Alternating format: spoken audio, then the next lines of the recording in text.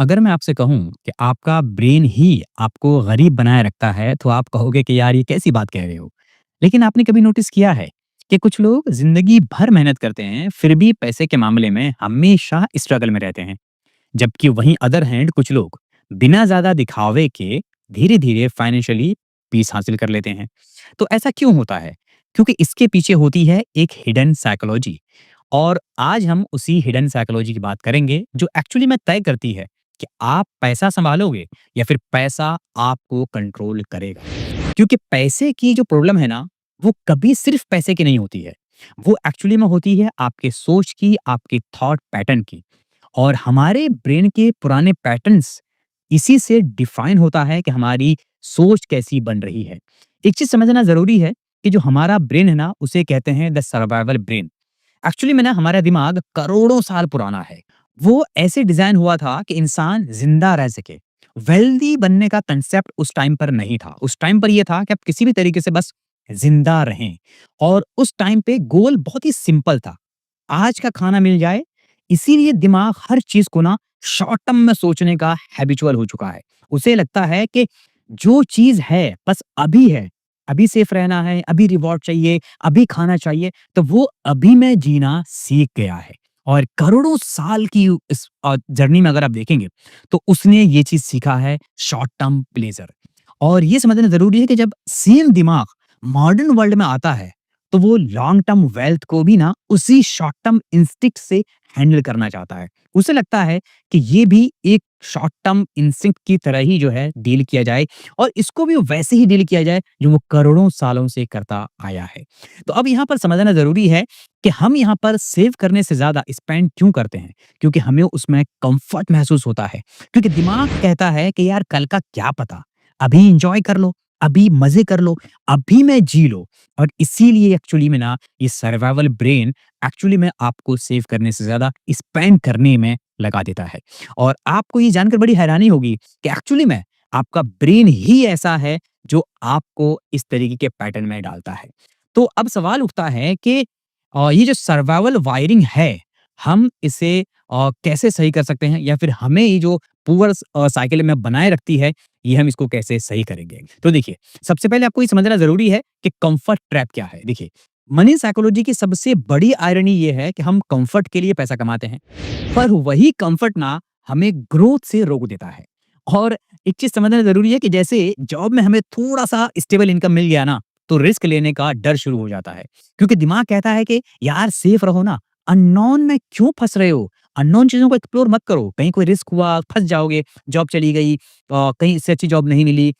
मतलब ये है कि आपको आपका ब्रेन इस तरीके से डरा देता है कि आप कुछ नया ट्राई नहीं करते और आप एक कंफर्ट ज़ोन में फँस के रह जाते हो। और इसके बाद एक कमाल की चीज़ और है कि हर ग्रोथ ना डिस्कम्फर्ट में होती है। जहाँ पर आप देखेंगे कि आपकी ग्रोथ है ना, आपको वहाँ डिस्कम्फर्ट होगा ही होगा। इवन अगर आप किसी नए ऑफ़िस में मूव करेंगे, थोड़ा-सा डिस्कम्फर्ट होगा। वहाँ के कलीग से आपको मतलब माइंडसेट मिलने में थोड़ा टाइम लगेगा। यही सब चीज़ें डिस्कम्फर्ट फ़ील होती हैं और माइंड इन सब चीज़ों के लिए रेडी नहीं होता। लेकिन याद रखिए रिच माइंडसेट यही समझता है कंफर्ट टेम्परेरी होता है, प्रोग्रेस परमानेंट होती है।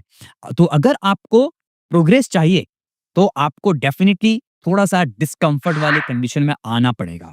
और हमेशा याद रखिए कि पुअर माइंडसेट ना कंफर्ट को एक्चुअली में सिक्योरिटी समझ लेता है और वो वहीं पर रुक जाता है। उसको लगता है कि अभी तो यहाँ पर सिक्योर हूँ मैं यहाँ पर सब कुछ ठीक-ठाक चल रहा है मेरा, जॉब अच्छी चल रही है, सब अच्छे हैं, मतलब 15-20 हज़ार जो भी सैलरी मिल रही है, ठीक है। मतलब ये है कि मुझे क्यों ही बाहर निकल के रिस्क लेना, जब मैं इसी पैसे में अपना सही तरीके से गुज़ारा कर ले रहा हूँ। और इसी वजह से ये कम्फर्ट ट्रैप आपको फँसाए रखता है। इसके बाद आता है द डोपामाइन इल्यूज़न। देखिए, एक चीज़ हमेशा याद रखिए कि आपने कभी शायद ये नोटिस किया होगा कि शॉपिंग करने पर, सेल देखने पर या नोटिफ़िकेशन आने पर इतना अच्छा क्यों लगता है?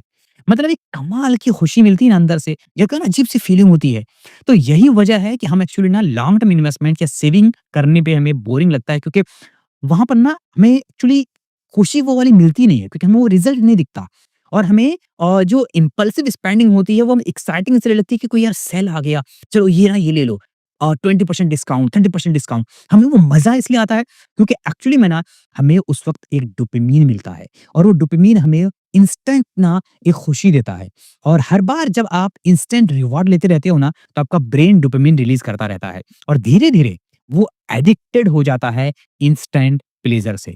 और वेल्दी लोग बोरिंग काम बार-बार करते हैं और पुअर माइंडसेट वाले हर बार नया एक्साइटमेंट ढूँढते हैं कि आज ये कर लिया, अब कुछ और नया करेंगे, अब ये कर लिया, अब कुछ और नया करेंगे। और इसी वजह से होता दरअसल ये है कि ब्रेन जो है ना प्लेज़र ड्रिवन हो जाता है और रिच ब्रेन हमेशा पर्पस ड्रिवन होता है, जिसकी वजह से वो लंबे समय के लिए एक लॉन्ग टर्म गोल पर फ़ोकस्ड होता है और वो लगातार उस पर काम करता रहता है क्योंकि उसे ना इंस्टेंट ग्रेटिफिकेशन नहीं चाहिए होता है।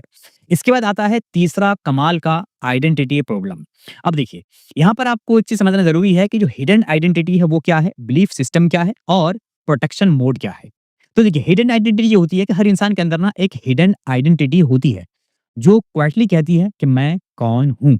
और उसके बाद एक बिलीफ सिस्टम होता है कि अगर आपकी आइडेंटिटी ये कहती है कि मैं मिडिल क्लास इंसान हूँ, तो आपका बिहेवियर उसी बिलीफ से चलेगा।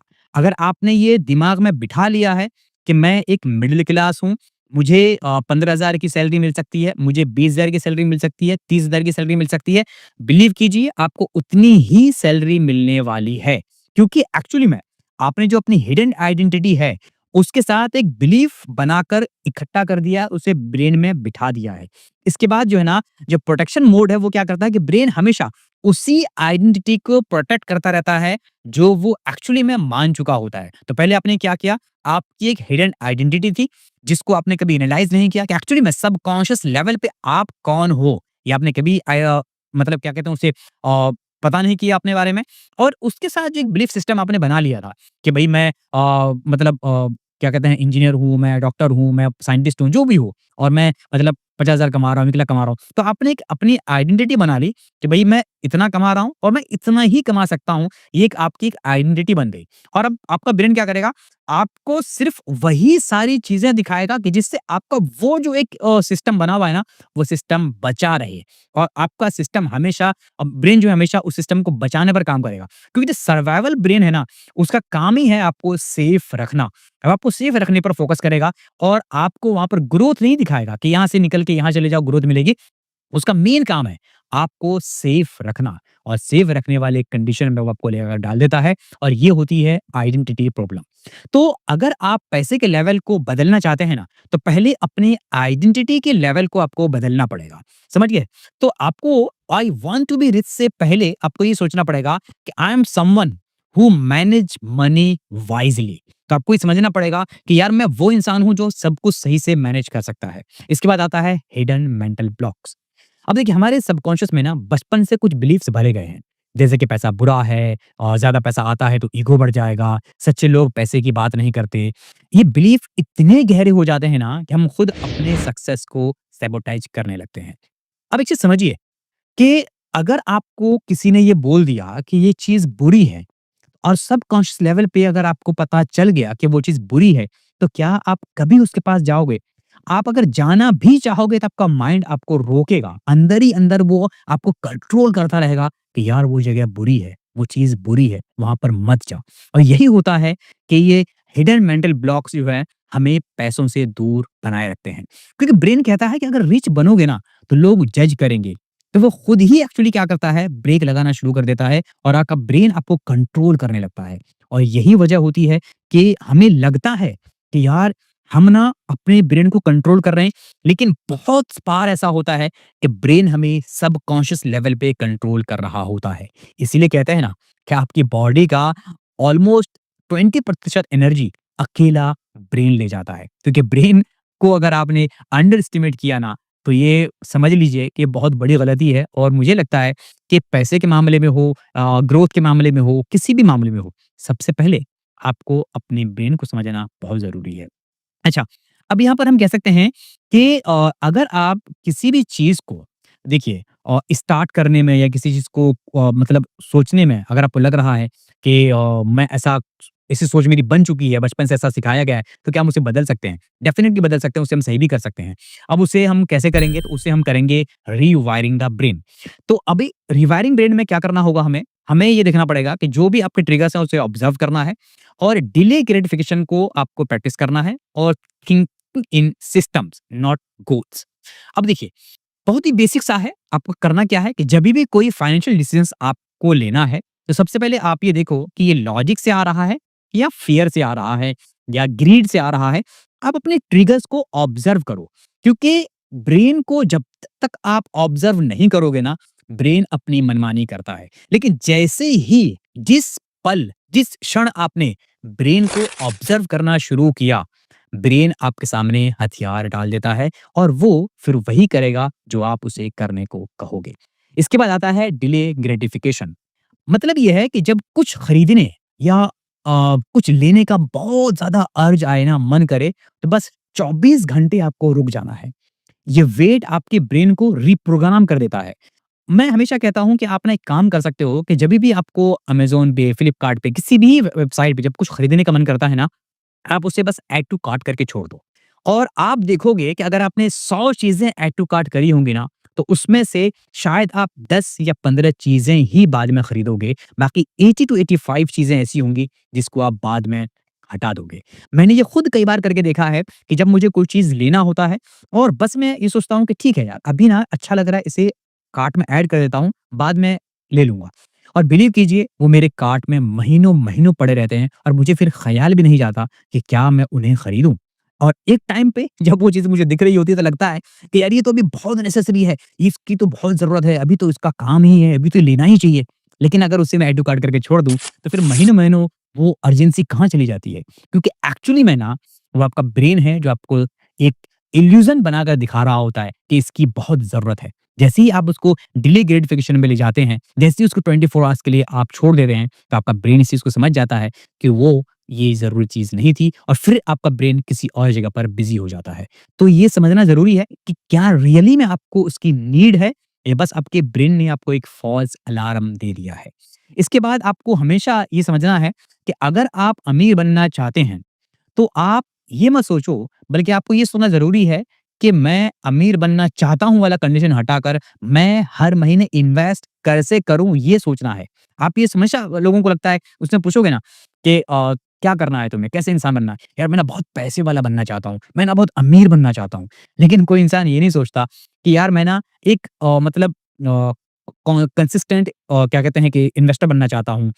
एक डिसिप्लिन इन्वेस्टर बनना चाहता हूँ। मैं रेगुलर इन्वेस्टमेंट करना चाहता हूँ या मैं ये चाहता हूँ कि मैं एक ऐसा सिस्टम बनाऊँ कि जिससे मेरे पास हर महीने 1 लाख रुपए, 2 लाख रुपए महीने के आ जाएँ। मतलब इस तरीके के सिस्टम की बात नहीं होती है। बात क्या होती है?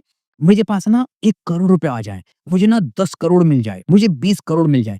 मतलब हमेशा इंस्टेंट ग्रेटिफिकेशन और हमेशा एक बस पर्टिकुलर गोल कि मुझे इतना मिल जाए। अब मिल जाए वो तो ठीक है, लेकिन उसके लिए सिस्टम बनाना पड़ेगा ना। सपोज़ कि आप ये चाहो कि आप ना लंदन पहुँच जाओ। भई लंदन पहुँचने के लिए आपको पहले अपने घर से निकलना पड़ेगा, टैक्सी लोगे आप, पहले कि एयरपोर्ट पहुँचोगे, आप जो है एयरपोर्ट पहुँच के फ्लाइट लोगे, तब आप जाओगे ना। तो एक वे है, एक सिस्टम है, तो आपको एक पूरा सिस्टम फ़ॉलो करना पड़ेगा। तो बस आप ये देखो कि आप सिस्टम बनाने पर फ़ोकस करो और ये जो गोल है ना, वो ऑटोमेटिक ही अचीव हो जाता है और इसलिए ज़रूरी है अपने ब्रेन को इस बात पर फ़ोकस करना कि तू सिस्टम बनाने पर फ़ोकस कर, गोल तो ऑटोमेटिक ही हिट हो जाएगा। तो ये चीज़ है। इसके अलावा जो रिडिफाइन है, उसे आपको करना पड़ेगा, जो रिच है, उसे रिडिफाइन करना पड़ेगा और आपके ब्रेन को बेटर स्टोरीज़ से फीड करना पड़ेगा। क्योंकि रिचनेस ना सिर्फ़ नंबर्स ही नहीं, बल्कि फ्रीडम ऑफ चॉइस है। मैं अक्सर आपको ये कहता हूँ और शायद आपने ये सुना भी हो कि फाइनेंशियल फ्रीडम ये नहीं है कि आपके पास बहुत सारा पैसा हो, बल्कि फाइनेंशियल फ्रीडम एक्चुअली में ये है कि आपको डिसीजंस लेने की आज़ादी हो। आप डिसाइड कर पाओ कब आपको काम करना है, कब आपको फैमिली के साथ टाइम स्पेंड करना है, कब आपको इबादत करनी है, कब आपको मस्जिद में जाना है, कब आपको क्या करना है, ये आपके पास चॉइस होनी चाहिए। मतलब freedom of choice he actually में फाइनेंशियल फ्रीडम असली में होती है। इसके बाद है feed your mind better stories, क्योंकि माइंड वही बनता है जो वो कहानी वो खुद को बार-बार सुनाता है। अगर आपने अपने आप को आज से ये बोलना शुरू किया, ये कहना अपने माइंड से शुरू किया कि मैं समझदार हूँ, मैं ब्रिलियंट हूँ, मैं शांत हूँ, मैं हेल्दी हूँ या मैं सक्सेसफुल हूँ, आप जैसा उसको बोलोगे ना, आपका ब्रेन उसके जवाब में हाँ बोलेगा। अगर आपने इसके अपोज़िट कुछ ऐसा बोला जो आपको नहीं चाहिए, तो आपका ब्रेन उसके जवाब में भी हाँ बोलेगा। और यही होता है कि ज़्यादातर लोगों को जब अमीर बनना होता है, तो ये नहीं बोलेंगे कि मैं अमीर बनना चाहता हूँ, बस मैं गरीब नहीं रहना चाहता। तो गरीब नहीं रहना चाहता, तो वो नहीं को वहाँ से माइनस कर देता है और वो आपको ये कहता है कि ये गरीब रहना चाहता है और ब्रेन उसके जवाब में हाँ कह देता है। इसीलिए बेटर है कि आप अपने माइंड को ऐसे प्रोग्राम करो, ऐसी कहानियाँ सुनाओ, ऐसी स्टोरीज़ उसको सुनाओ, जो एक्चुअली में उसे इंस्पायर करे और उसे ये समझने पर मजबूर करे कि वो खुद को बदल सकता है। और यही सारी चीज़ें हैं जो अगर आप प्रैक्टिस करेंगे ना, तो डेफ़िनिटली आप देखेंगे कि एक्चुअली में पैसा आपकी ज़िंदगी में बड़ी आसानी से आएगा। याद रखिए क्योंकि पैसा आपकी ज़िंदगी नहीं बदलता, बल्कि पैसे के बारे में जो आपकी सोच है ना, वो बदलती है।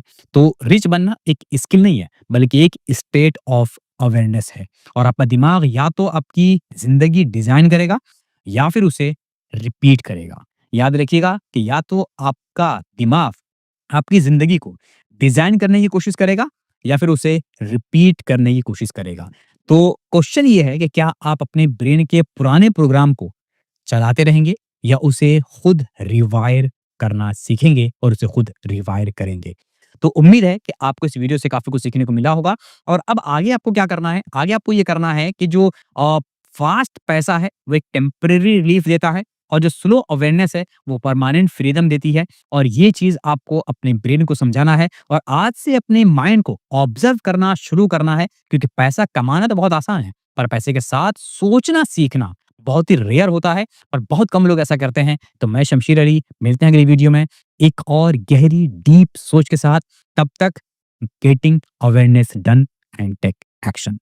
Thank you so much.